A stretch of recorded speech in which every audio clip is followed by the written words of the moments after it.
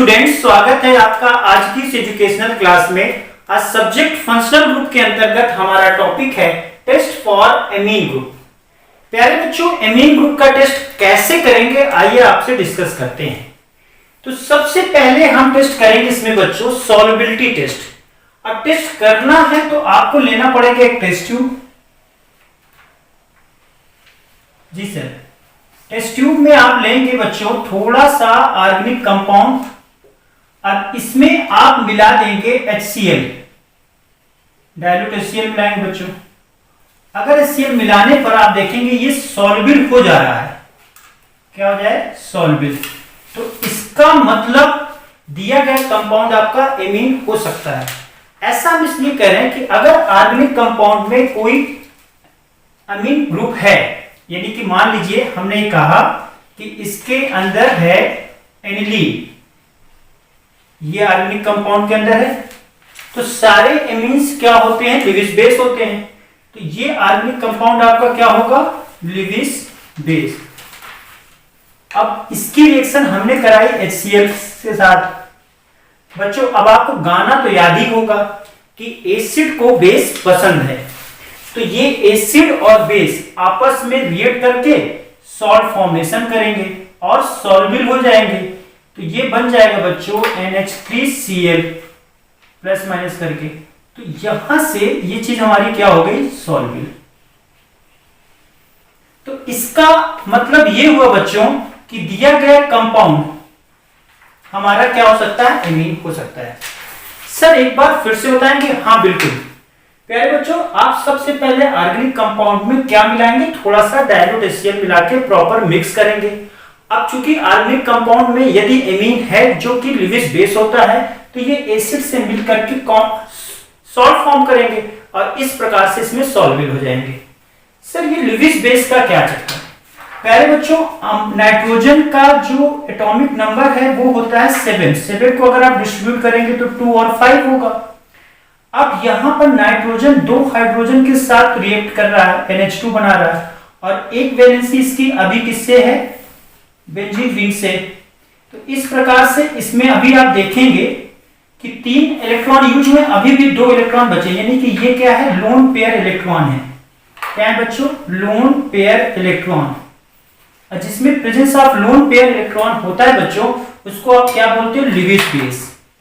अगर कोई चीज लिविस बेस है तो वो एसिड में क्या हो जाएगी? सॉल्युबल हो जाएगी बच्चों। तो इसी कारण से अगर ऑर्गेनिक कंपाउंड में आपका कोई एमीन है तो एसिड मिलाने पर उसमें सॉल्युबल हो सकता है। प्यारे बच्चों, आइए अब आपसे हम डिस्कस करते हैं लिटमस टेस्ट के बारे में। कैसे होता है टेस्ट? तो सर टेस्ट करना है तो आपको लेना होगा एक टेस्ट ट्यूब। तो सबसे पहले आप लेंगे एक टेस्ट ट्यूब, और टेस्ट ट्यूब में बच्चों आप लेंगे थोड़ा सा ऑर्गेनिक कंपाउंड। थोड़ा सा कितना सर? 1 और 2 ml। अब ये ऑर्गेनिक कंपाउंड में आप रेड लिटमस सॉल्यूशन मिलाएंगे। बच्चों क्या मिलाएंगे? Red litmus solution. तो जब रेड लिटमस सॉल्यूशन बच्चों इसमें मिलाएंगे तो चूंकि एमीन्स क्या होते हैं? हमारे बेसिक इन नेचर होते हैं। ये रेड लिटमस को किसमें कन्वर्ट कर देंगे बच्चों? ब्लू में। जी सर। अब आप इसको रिएक्शन के माध्यम से ऐसे समझे, मान लीजिए आपका ऑर्गेनिक कंपाउंड में पड़ा है CH3 CH2 NH2, कोई एमीन पड़ा है बच्चों। अब इसमें हमने रेड लिटमस सॉल्यूशन से रिएक्शन कराया एक्वस में, तो एक्वस में हम मान ले रहे हैं कि ये वाटर से रिएक्ट कर रहा है। तो एक H बच्चों यहां पर आ जाएगा, एक H उठ करके यहां आएगा और ये बनाएगा CH3 CH2 और ये NH3 प्लस, और साथ में बच्चों आपका बन जाएगा OH माइनस आयन। तो ये जो रेड को ब्लू बना देता है, इससे आप ये कंफर्म कर सकते हैं कि एमीन्स हमारे बेसिक नेचर के हैं और ये लिविस बेस होते हैं। साथ में आप इसमें अनुमान लगा सकते हैं कि दिया गया कंपाउंड आपका क्या हो सकता है? एमीन्स या बेसिक हो सकता है। जी सर। प्यारे बच्चों, आइए अब आपसे डिस्कस करते हैं बहुत ही इंपॉर्टेंट टेस्ट जिसका नाम है कार्बिल एमीन टेस्ट। सबसे पहले तो आप ये समझ लें कि ये टेस्ट केवल प्राइमरी एलिफैटिक और एरोमेटिक एमीन देते हैं। सेकेंडरी और टर्शियरी एमीन टेस्ट को नहीं देंगे, और ये टेस्ट आप लैब में स्पेशल केस में ही परफॉर्म करेंगे। सर कैसे होगा ये टेस्ट? तो टेस्ट करना बच्चों, तो सबसे पहले आपको लेना होगा एक टेस्ट ट्यूब। टेस्ट ट्यूब में आप थोड़ा सा लेंगे ऑर्गेनिक कंपाउंड। अब इस ऑर्गेनिक कंपाउंड में आप डालेंगे क्लोरोफॉर्म CHCl3 और साथ में बच्चों लेंगे थोड़ा सा KOH। इसमें मिलाएंगे तो रिएक्शन होगी। सर क्या रिएक्शन होगी बच्चों? इस रिएक्शन के दौरान इसमें से poisonous gas, toxic smell gas निकलेगी, जो कि होगी आइसोसाइनाइड। ये टॉक्सिक गैस होगी। बच्चों मैं फिर से बता रहा हूं, ये टेस्ट आप स्पेशल कंडीशन में ही परफॉर्म करेंगे। अच्छा सर कैसे होगा? थोड़ा रिएक्शन के माध्यम से देखेंगे। हाँ बिल्कुल। मान लीजिए कि आपके पास कोई एमीन पड़ा है RNH2, ये 1 डिग्री एमीन है। बच्चों याद रखें 1 डिग्री एमीन ही इस टेस्ट को देते हैं। अब आप इसकी रिएक्शन करा रहे हैं क्लोरोफॉर्म के साथ CHCl3 और साथ में आपने ले लिया है KOH। तो बच्चों रिएक्शन हुई। रिएक्शन के दौरान आपने देखा कि इसमें जो कंपाउंड बन रहा है वो R और NC बनेगा, आइसोसाइनाइड RNC। और सबसे इंपॉर्टेंट ये कि 3KCl निकल जाएगा, 3KCl निकला, और साथ में 3 वाटर मॉलिक्यूल भी रिमूव हो जाएंगे। बच्चों ये जो कंपाउंड आपका बना है इसी को आप बोलते हैं आइसोसाइनाइड। ये पॉइजनस होता है, पॉइजनस, ये टॉक्सिक इन नेचर होता है।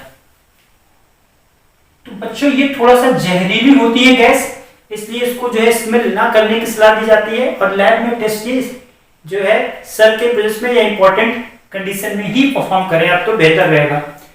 बच्चों ये एलिफैटिक और एरोमेटिक दोनों एमीन देते हैं। अगर आप एनिलीन ले लें तब भी ये टेस्ट हो जाएगा, यानी कि NH2 की रिएक्शन कराएं क्लोरोफॉर्म के साथ और साथ में आप KOH ले लें तो सर रिएक्शन होगी। मान लीजिए आप कह रहे हैं कि आपको रिएक्शन नहीं आ रही, तो एक तो दिमाग ये कहता है कि 3KCl बन जाएगा। हाँ सर बिल्कुल बन जाएगा, और साथ में आपका 3 वाटर के मॉलिक्यूल रिमूव होंगे।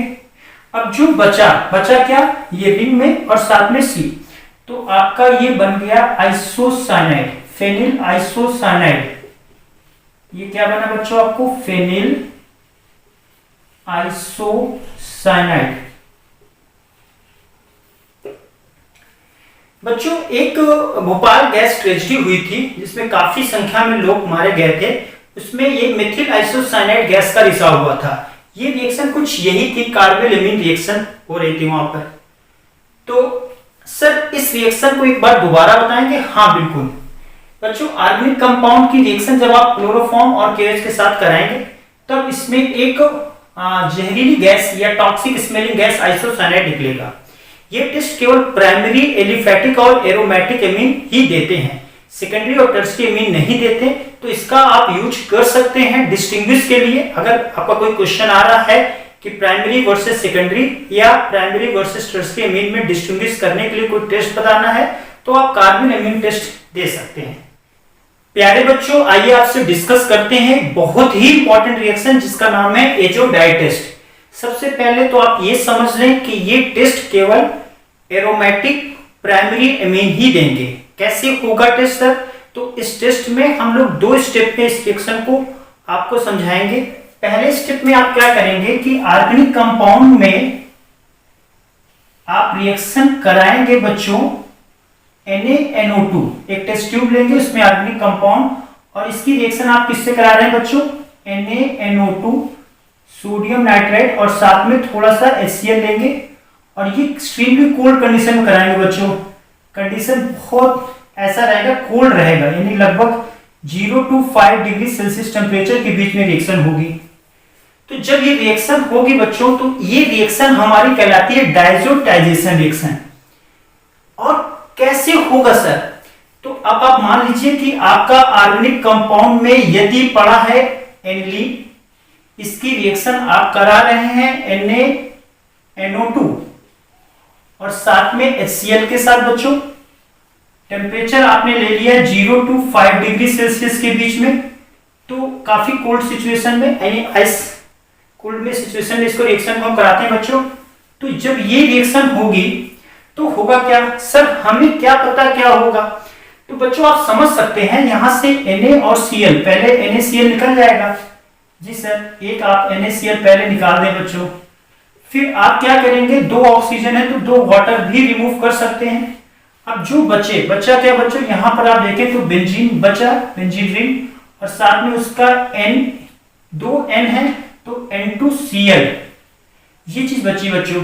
इसी को आप लोग बोलते हैं बेंजीन डायजोनियम क्लोराइड। ये बन गया बच्चों आपका बेंजीन डायजोनियम क्लोराइड।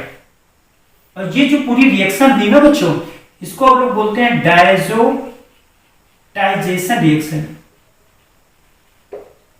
अच्छा सर, ये जो डायजोटाइजेशन रिएक्शन हुई सर, एक बार फिर से समझाएंगे। हाँ, ऑर्गेनिक कंपाउंड में जब आप NaNO2HCl के साथ रिएक्शन कराते हैं एक्सट्रीमली कोल्ड कंडीशन में, यानी टेम्परेचर लगभग 0 to 5 डिग्री सेल्सियस लेंगे, तो डायजोटाइजेशन रिएक्शन होगी जिसकी में आपका बनेगा बेंजीन डायजोनियम क्लोराइड बन जाएगा बच्चों। आप चाहो तो यहाँ प्लस माइनस भी लिख सकते हो। अब स्टेप 2 में, ये आपका फर्स्ट स्टेप रहेगा जिसमें डायजोटाइजेशन होता है। स्टेप 2 में बच्चों इसी जो बेंजीन डायजोनियम क्लोराइड हमारा बनता है, इसकी रिएक्शन हम फिनॉल के साथ कराते हैं। कैसे कराएंगे, अब आपको समझाने के लिए बच्चों हम रिएक्शन ऐसे लिख रहे हैं कि आपके पास है N2Cl बेंजीन डायजोनियम क्लोराइड। अब इसकी रिएक्शन आपने किससे कराई, फिनॉल के साथ।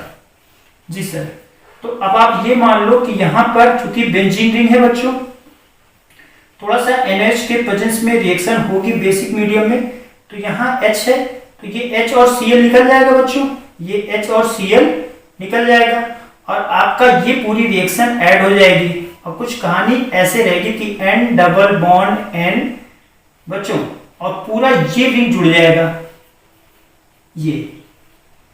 अब HCl साथ में आपका निकल गया बच्चों। ये जो चीज हमारी बनी है, ये चीज, इसका नाम अगर आप लिखेंगे तो ये होगा पैरा हाइड्रोक्सी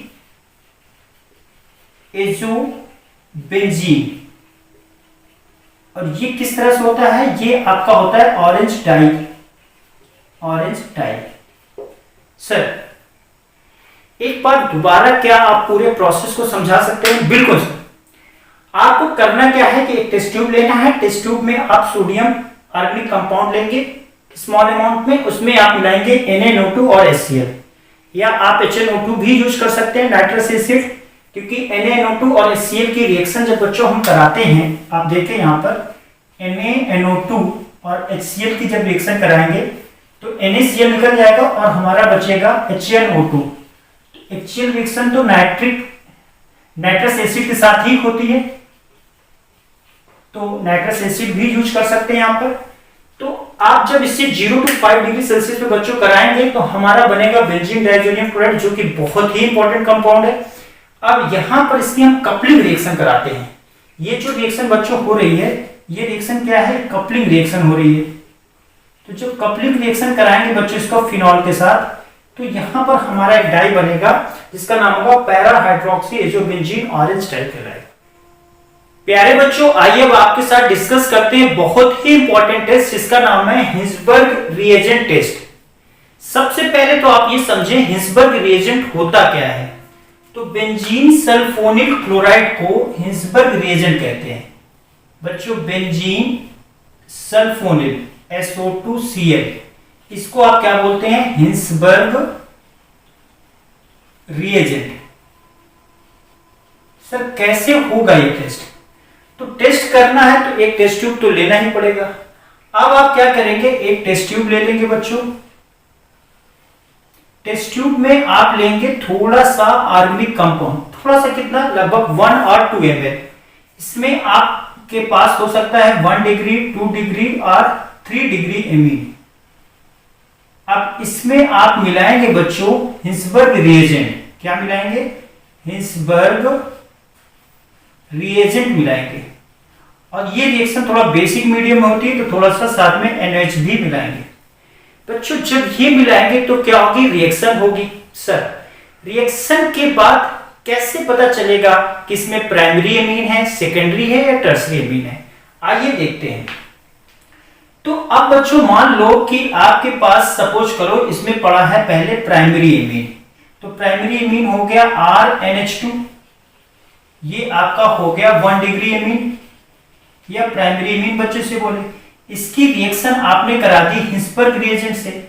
हिंसबर्ग रिएजेंट को हमने लिखा ClSO2 और साथ में बेंजीन रिंग।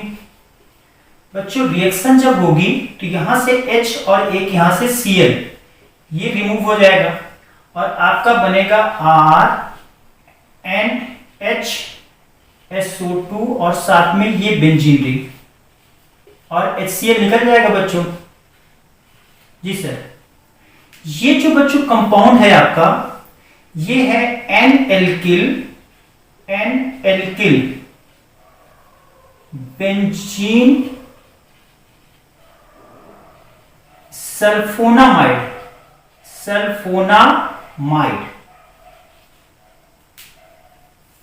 बच्चों ये जो N-एल्किल बेंजीन सल्फोनामाइड है ये एसिडिक इन नेचर है। क्यों? क्योंकि यहां पर H, और आपने गाना तो सुना है कि एसिड को बेस पसंद है। तो अगर ये यहां पर एसिडिक है तो इसकी हम बेस NH से रिएक्शन कराएं, अगर ऐसा हम कराते हैं तो होगा क्या बच्चों? तो ये हो जाएगा आपका R, H की जगह Na आ जाएगा तो Na और साथ में होगा SO2 और ये पूरा बेंजीन रिंग के साथ आपका आएगा। ये आपका जो कंपाउंड बनेगा बच्चों ये सॉल्युबल इन नेचर होगा। जी सर, यदि आप ये कहना चाहते हैं कि प्राइमरी एमीन हिंसबर्ग रिएजेंट के साथ रिएक्शन करके बनाएगा N-एल्किल बेंजीन सल्फोनामाइड जो कि एसिडिक इन नेचर होता है। अगर ये एसिडिक इन नेचर है बच्चों तो इसका बेस के साथ हमने रिएक्शन कराने पर ये क्या हो जाएगा? सॉल्युबल। जी सर, अगर यही रिएक्शन आप सेकेंडरी एमीन के साथ कराते बच्चों, ध्यान रखिएगा, अगर हम यहां पर सेकेंडरी एमीन ले लें R2NH, ये क्या है हमारे पास? सेकेंडरी एमीन, और इसकी रिएक्शन हम करा रहे हैं हिंसबर्ग रिएजेंट। हिंसबर्ग रिएजेंट का फार्मूला है ClSO2 और साथ में बेंजीन रिंग। सर जब आपने रिएक्शन कराई बच्चों तो आप ध्यान देंगे यहां पर कि यहां से HCl रिमूव हो जाएगा। HCl रिमूव हो जाएगा तो बचेगा क्या? R2N और साथ में ये SO2 और बेंजीन रिंग। सर ये जो कंपाउंड बच्चों आपका बनेगा इसका नाम है N डाईएल्किल बेंजीन सल्फोनामाइड। अब ध्यान अगर से देखेंगे तो यहां पर H नहीं है। अगर H नहीं है तो ये एसिडिक नहीं है। अब एसिडिक नहीं है तो जब आप इसकी रिएक्शन फिर NaOH से कराते हैं, अगर आप इसकी रिएक्शन फिर से NaOH से कराएंगे बच्चों तो ये क्या होगा? ये इनसॉल्युबल कंपाउंड बनाएगा, सॉल्युबल नहीं होगा, इनसॉल्युबल बनाएगा। यानी कि कंपाउंड इसमें NaOH से रिएक्ट नहीं करेगा। क्यों नहीं करेगा? क्योंकि एसिडिक नहीं, इसमें H नहीं है। तो एसिड जब को बेस एसिड है नहीं तो उसको बेस पसंद नहीं होगा। अच्छा सर, अगर आप यही रिएक्शन टर्सरी एमीन से कराते, R3N से कराते, ये मेरे पास क्या है? ये मेरे पास है बच्चों टर्सरी एमीन। अगर टर्सरी एमीन से हम रिएक्शन कराते हिंसबर्ग रिएजेंट की, हिंसबर्ग रिएजेंट क्या है? ClSO2 और ये साथ में आपके पास है बेंजीन रिंग, तो ये रिएक्शन ही नहीं होती, यानी टर्सरी एमीन इससे रिएक्ट ही नहीं करता। तो कैसे डिस्टिंग्विश करेंगे? हिंसबर्ग रिएजेंट एक बड़ा इंपॉर्टेंट रिएजेंट है, बेंजीन सल्फोनिल क्लोराइड। इसका इस्तेमाल हम करते हैं प्राइमरी, सेकेंडरी और टर्सरी एमीन को डिस्टिंग्विश करने में। टेस्ट क्या होगा? आपके पास अगर एक टेस्ट ट्यूब में ऑर्गेनिक कंपाउंड जिसमें 1 डिग्री, 2 या 3rd डिग्री कोई भी एमीन हो सकता है, अब इसमें जब आप हिंसबर्ग रिएजेंट मिलाएंगे, यदि ये प्राइमरी एमीन होता बच्चों तो पहले ये एक कंपाउंड बनाता हमारा N-एल्किल बेंजीन सल्फोनामाइड जिसमें H है बच्चों। अगर इसमें H है तो H होने का मतलब ये एसिडिक हुआ, और जब एसिडिक हुआ तो ये बेस को पसंद करेगा और ये सॉल्युबल कंपाउंड बनाएगा। लेकिन अगर यही रिएक्शन हम सेकेंडरी एमीन के साथ कराते हैं तो यहां भी HCl निकल जाएगा। तो आपका जो कंपाउंड आएगा R2NSO2 और ये बनेगा जिसका नाम होगा NN di alkyl benzene sulphonamide. यहां पर देखिए, ध्यान से देखें, यहाँ 6 नहीं है तो ये NaOH के साथ रिएक्ट नहीं करेगा और इनसॉल्युबल हो जाएगा। टर्सरी अमीन में आप देखें शुरुआत में ही H नहीं है तो HCl होगा नहीं, रिएक्शन निकलेगी नहीं और ये टर्सरी अमीन रिएक्ट नहीं करेगा। इस प्रकार हिंसबर्ग रिएजेंट के द्वारा हम प्राइमरी, सेकेंडरी और टर्सरी अमीन में इजीली डिस्टिंग्विश कर सकते हैं। प्यारे बच्चों, आइए अब आपके साथ डिस्कस करते हैं बहुत ही इंपॉर्टेंट टेस्ट जिसका नाम है नाइट्रस एसिड टेस्ट। सबसे पहले तो आप ये समझ लें कि इस टेस्ट का इस्तेमाल हम करेंगे प्राइमरी, सेकेंडरी, टर्सरी अमीन को डिस्टिंग्विश करने में। यानी आप इस टेस्ट के द्वारा यह पता कर पाएंगे कि दिया गया ऑर्गेनिक कंपाउंड हमारा प्राइमरी अमीन है कि सेकेंडरी अमीन है या टर्सरी अमीन है। सर कैसे होगा टेस्ट? बच्चों टेस्ट करना है तो सबसे पहले लेना होगा एक टेस्ट ट्यूब। जी सर, अब इस टेस्ट ट्यूब में आप लेंगे थोड़ा सा ऑर्गेनिक कंपाउंड, थोड़ा सा कितना, लगभग 1 और 2 ml। अब आप सपोज करें कि इस ऑर्गेनिक कंपाउंड में 1 डिग्री, 2 डिग्री या 3 डिग्री अमीन हो सकता है। अच्छा सर, अब इसकी रिएक्शन आप कराएंगे नाइट्रस एसिड HNO2 के साथ, तो सर रिएक्शन होगी। हाँ, अगर आप मान लीजिए कि ऑर्गेनिक कंपाउंड में थोड़ी देर के लिए पड़ा है हमारा प्राइमरी अमीन, तो हमने मान लिया कि इसमें पड़ा है प्राइमरी अमीन RNH2, ये 1 डिग्री अमीन इसके अंदर पड़ा हुआ है। तो ये नाइट्रस एसिड को हमने समझने के लिए लिख लिया HONO। तो नाइट्रस एसिड से रिएक्शन करेगा। तो बच्चों जब ये रिएक्शन करेगा तो यहां पर नाइट्रोजन गैस के बबल्स निकलेंगे, एक यन ये है, एक यन ये। तो आपको नाइट्रोजन गैस बबल्स के फॉर्म में निकलेगी और साथ में एक वाटर मॉलिक्यूल रिमूव होगा और ये जो बनेगा बच्चों R और OH, ये बन जाएगा आपका एल्कोहल। तो प्राइमरी अमीन अगर होगा तो नाइट्रोजन गैस बबल्स के फॉर्म में निकलती हुई दिखाई देगी। अगर ये सेकेंडरी अमीन है, सपोज करें कि ये हमारा ऑर्गेनिक कंपाउंड है सेकेंडरी अमीन, 2 डिग्री अमीन है बच्चों, तो इसकी रिएक्शन हम कराएंगे जब नाइट्रस एसिड के साथ, तो क्या होगा? तो बच्चों होना क्या है, यहां से वाटर रिमूव हो जाएगा, ये वाटर का पार्ट निकल जाएगा और बाकी पार्ट जुड़ेंगे तो R2NNO बनेगा। बच्चों ये जो कंपाउंड है ये आपका है नाइट्रोसो अमीन। ये येलो आयली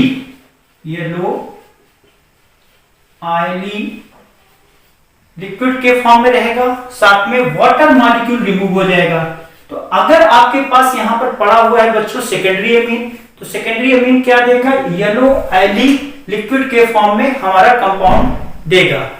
बच्चों अगर थोड़ी देर के लिए मान लें कि आपके पास यहां पर पड़ा है टर्सरी अमीन, ठीक है, तो ये भी नाइट्रस एसिड से रिएक्ट करेगा, HONO, ये आपका नाइट्रस एसिड है। तो जब ये रिएक्ट करेगा तो रिएक्शन होगी। जी सर, रिएक्शन होगी तो ये इसी में ऐड हो जाएगा और बनाएगा बच्चों R3NH प्लस ONO-। ये जो कंपाउंड होगा बच्चों ये आपका होगा ट्राई एल्किल अमोनियम नाइट्राइड, और ये एक सॉल्वेबल कंपाउंड होगा। तो इस प्रकार से आप प्राइमरी, सेकेंडरी, टर्सरी अमीन में इजीली डिस्टिंग्विश कर सकते हैं। सर क्या एक बार दोबारा बता देंगे इस रिएक्शन को? हाँ बिल्कुल बच्चों, आप एक टेस्ट ट्यूब में ऑर्गेनिक कंपाउंड लें। अब ये ऑर्गेनिक कंपाउंड में प्राइमरी, सेकेंडरी, टर्सरी कुछ भी हो सकता है, क्योंकि नाइट्रस एसिड का टेस्ट का इस्तेमाल हम करते हैं डिस्टिंग्विश करने में, यानी हम ये पता लगाते हैं कि दिया गया कंपाउंड हमारा प्राइमरी है कि सेकेंडरी है कि टर्सरी। अगर ये प्राइमरी होगा तो रिएक्शन के फलस्वरूप नाइट्रस एसिड से हमको ये क्या देगा? नाइट्रोजन गैस के बबल्स के फॉर्म में बुलबुले निकलेंगे, वो हम से चेक कर लेंगे कि ये प्राइमरी अमीन है। अगर इसमें सेकेंडरी अमीन होता तो हमारा येलो आयली लिक्विड कंपाउंड बनाता, ठीक है, नाइट्रेसो अमीन का। और अगर ये टर्सरी अमीन होता बच्चों तो फिर हमारा tri alkyl ammonium nitride solvable compound बनाता। इस प्रकार से हम प्राइमरी, सेकेंडरी और टर्सरी एमीन को डिस्ट्रीब्यूट कर सकते हैं। प्यारे बच्चों, आइए डिस्कस करते हैं वाइवा रिलेटेड कुछ इंपॉर्टेंट क्वेश्चन को, जो कि एग्जामिनर आपसे पूछ सकता है। एक क्वेश्चन आपसे पूछा जा सकता है कि एमीन एसिडिक है या बेसिक, कैसे कंफर्म करेंगे? तो बच्चों, इसके लिए आप देखें कि जितने भी अमोनिया एंड इट्स डेरिवेटिव का मतलब बच्चों क्या हुआ? डेरिवेटिव का मतलब है कि primary, secondary and tertiary amine, ये सारे क्या है? लिविस बेस हैं बच्चों। क्या है? Are Lewis base. ये सारे लिविस बेस हैं बच्चों। अब ये लिविस बेस क्यों हुए, इसका रीजन आप समझें। क्योंकि मान लीजिए अगर हम ये कहें कि मेरे पास अमोनिया है, तो नाइट्रोजन हो गया, 3 हाइड्रोजन है बच्चों, और साथ में यहां पर एक लोन पेयर है। अब ये लोन पेयर जो प्रेजेंट है, इसी के कारण ये हमारा क्या है? लिविस बेस हो गया बच्चों। अब यही इसमें आप एक एच हटा करके आप प्राइमरी, सेकेंडरी, टर्सरी एमीन बना सकते हैं। यानी बच्चों, अगर यहां से एक एच हटाकर एक आर लगा दें, तो भी आप देखेंगे RNH2 बन जाएगा। ये 1 डिग्री एमीन होगा, जो कि फिर से एक लिविस बेस है। अगर आप दो एच हटा करके 2 आर लगा दें, तो यहां पर ये R2NH बनेगा, और ये सेकेंडरी एमीन होगा, जो कि लिविस बेस है। और अगर आप 3H हटा करके 3 आर लगा देंगे बच्चों इस अमोनिया से, तो ये टर्सरी एमीन बनेगा R3N, और ये भी लिविस बेस। बच्चों, यहां पर हम एरोमेटिक एमीन की भी बात कर सकते हैं। जैसे कि यहां पर आप H हटा करके बेंजीन रिंग लगाते तो एनिलीन भी बन जाता। तो आप एक ये भी सीखते हैं कि अगर H हटा करके आप बेंजीन रिंग लगाते, AR ग्रुप लगा दें, तो ARNH2 भी बन सकता है बच्चों, जो कि एनिलीन है। तो अमोनिया और इसके जो भी हमारे प्राइमरी एमीन, सेकेंडरी एमीन और टर्सरी एमीन, साथ में एनिलीन, ये सब क्या है? ये लिविस बेस हैं। अच्छा सर, लिविस बेस कैसे पता चलेगा? क्योंकि इसमें लोन पेयर इलेक्ट्रॉन है। यहां पर भी आप देखेंगे तो नाइट्रोजन के ऊपर लोन पेयर इलेक्ट्रॉन है, यहां पर लोन पेयर है, ये लोन पेयर है और लोन पेयर इलेक्ट्रॉन है। अच्छा, दूसरा कंफर्मेशन ये है कि अगर ये लिविस बेस है, तो आपने कहावत तो सुनी है कि एसिड को बेस पसंद है। तो अगर हम मान ले कि हमारे पास प्राइमरी एमीन भी होता RNH2, तो ये HCl से रिएक्ट करके क्या बना लेता? सॉल्ट फॉर्म करता। तो ये बनता बच्चों आपका RNH3Cl। तो ये जो सॉल्ट का फॉर्मेशन है, ये क्यों हुआ? क्योंकि ये बेसिक है, ये आपका पड़ा है लिविस बेस, और ये रिएक्ट करता है आपके एसिड के साथ। तो यहां पर क्या बनेगा? Salt formation. तो बच्चों, यहां से ये कंफर्म हुआ कि हमारा एमीन जो है वो बेसिक इन नेचर है। प्यारे बच्चों, एग्जामिनर आपसे क्वेश्चन पूछ सकते हैं कि बेसिक नेचर किन किन फैक्टर्स पर डिपेंड करता है। तो बेसिक नेचर आपका जो डिपेंड करता है बच्चों, तो इसमें पहला फैक्टर है कि ये रेजोनेंस के इनवर्सली होता है। तो यानी यहां से आप ये समझें बच्चों कि अगर आपके पास पड़ा है कोई प्राइमरी एमीन और साथ में आपका पड़ा है एनिलीन, तो इसमें क्या है? एनिलीन में बच्चों रेजोनेंस होगा। रेजोनेंस के कारण इसका बेसिक नेचर कम होगा, और ये जो RNH2 है ये मोर बेसिक होगा, ये ज्यादा बेसिक होगा, क्योंकि रेजोनेंस जो है यहां पर बेसिक नेचर को घटाता है। फिर इसके बाद ये आपका इनवर्सली प्रोपोर्शनल होता है -I इफेक्ट के। अगर -I इफेक्ट लगा है तो बेसिक नेचर घट जाएगा, और डायरेक्टली प्रोपोर्शनल होता है बच्चों +I इफेक्ट के। अब आप समझ रहे हैं कि -I इफेक्ट क्या है? तो कुछ ग्रुप होते हैं -I इफेक्ट में, कुछ ग्रुप हैं जैसे कि NO2 ग्रुप लगा, जैसे कि आपका क्लोराइड, ब्रोमाइड, यानी कि इलेक्ट्रॉन विथड्रॉइंग ग्रुप अगर लगा है तो ये बेसिक नेचर को घटाएगा। विथड्रॉइंग ग्रुप अगर बच्चों है तो ये बेसिक नेचर को क्या करेंगे? घटा देंगे। अच्छा, लेकिन अगर इसमें इलेक्ट्रॉन रिपेलिंग ग्रुप लगे हैं, जैसे कि आप +I इफेक्ट जो शो करते हैं, जैसे कि R ग्रुप लगे हैं, आर ग्रुप के अंदर आपका मिथिल ग्रुप, एथिल ग्रुप ये लगा हो या एल्कोक्सी OR ग्रुप लगा हो, तो इससे आपका बेसिक नेचर क्या हो सकता है, बढ़ सकता है। प्यारे बच्चों, एग्जामिनर आपसे प्रोसेस के बारे में भी क्वेश्चन पूछ सकता है। आपने जो जो टेस्ट किए हैं उनसे रिलेटेड क्वेश्चन भी पूछा जा सकता है।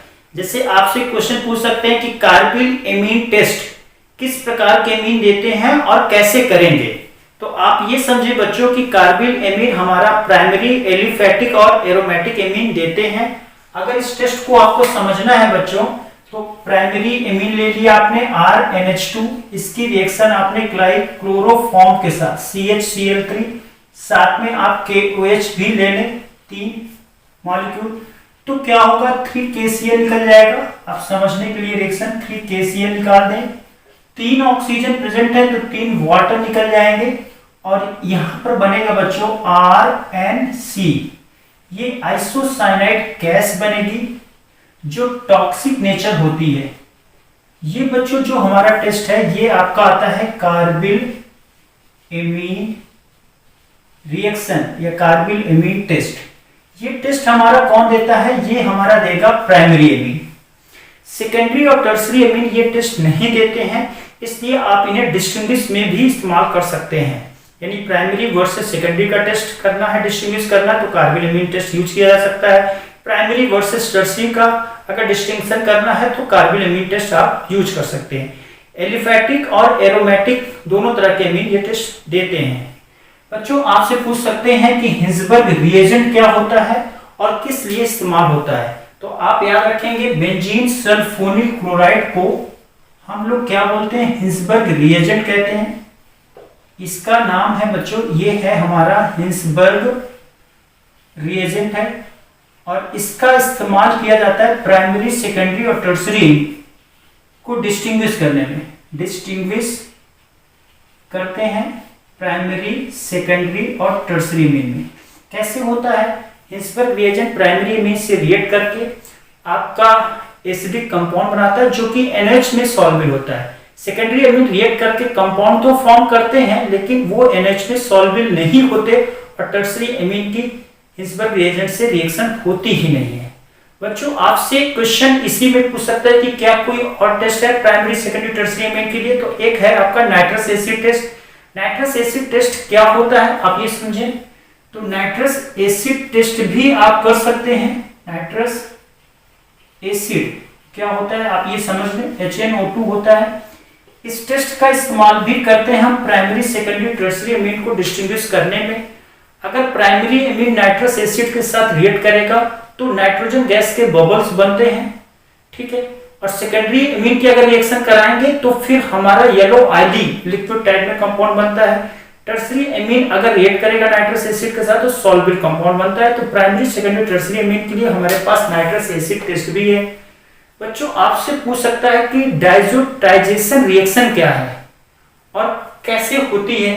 तो आप ये समझो बच्चों कि अगर आपके पास ऑर्गेनिक कंपाउंड पड़ा है एनिलीन और इसकी रिएक्शन आप कराएंगे NaNO2 और साथ में HCl के साथ, और ये टेम्परेचर बहुत कम रखेंगे, कोल्ड रखेंगे 0 to 5 डिग्री सेल्सियस, यानी कि लगभग आइस बात यूज करेंगे बहुत लो टेम्परेचर पर। तो ये बन जाएगा बच्चों डाइजोनियम N2Cl बनेगा। ये कंपाउंड जो होगा बेंजीन डाइजोनियम क्लोराइड होगा बच्चों, डाइजोनियम क्लोराइड, जो कि बड़ा ही इंपॉर्टेंट है। इसके इस्तेमाल से हम आगे बहुत सी चीजें बना सकते हैं। और साथ में आपका देखिए यहाँ पर Na है, Cl है, तो NaCl बन जाएगा और यहाँ 2 ऑक्सीजन है तो आपके 2 वाटर मॉलिक्यूल निकल जाएंगे। अब यही डाइजोनियम क्लोराइड बच्चों बाद में फिनॉल से रिएक्ट करके कपलिंग रिएक्शन देता है। इसकी रिएक्शन जब फिनॉल से कराते हैं हम लोग तो इसमें कपलिंग रिएक्शन होगी। कपलिंग रिएक्शन के फलस्वरूप आपका एक डाई बनता है, वो है ऑरेंज डाई, जिसका फार्मूला बच्चों कुछ ऐसे है N डबल बॉन्ड N और यहां पर आप लगा देंगे फिनॉल को। ये जो डाई बनता है ये ऑरेंज डाई होता है, ऑरेंज डाई। अगर यहीं पर आप एनिलीन से रिएक्शन कराते हैं तो येलो डाई बन जाता है। प्यारे बच्चों, लेक्चर आपको कैसा लगा जरूर बताएं। अगर आपको ये पसंद आए तो इसे लाइक करें और अपने दोस्तों के साथ शेयर करें। हाँ, सब्सक्राइब जरूर कर लें चैनल को, जिससे जो भी अपडेट इंफॉर्मेशन आपको तुरंत मिलती रहे। थैंक यू, नमस्कार।